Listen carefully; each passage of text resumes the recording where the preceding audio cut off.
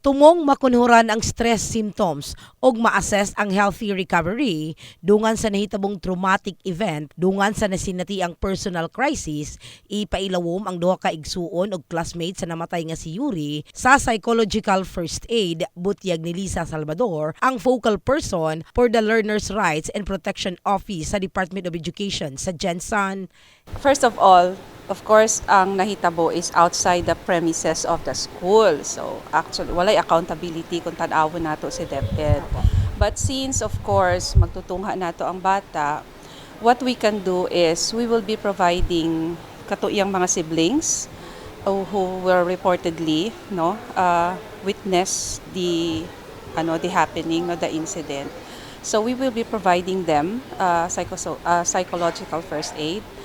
We have registered guidance counselors to do that. We have people equipped, trained on that. And also, of course, if those pupils, the siblings, are not yet ready to go back to school, although bakasyon man sila karon, they are expected to be back on Wednesday. Just in case na dili pa gyud sila ready to go back to school, we will submit them sa modular. Distance learning lang sila until they are okay.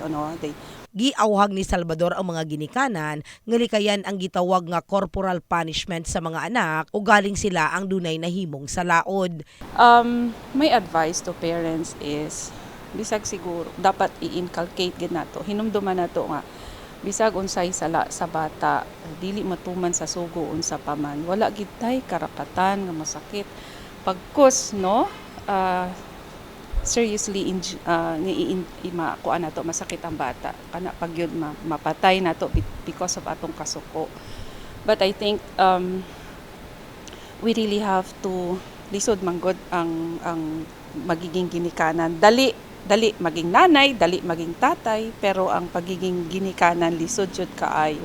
Kahibaluan nga nakalabing adlaw, gikulata si Yuri sa kaugalingong amahan samtang nasa impluwensya sa ilimnong makahubog. Samtang gisaka na sa kapulisan ang kaso sa parricide gikan sa physical injury human namatay ang bata. In the heart of changing lives. Kini sa Brigada Richal Gubalani sa Brigada News Jensen. Brigada News!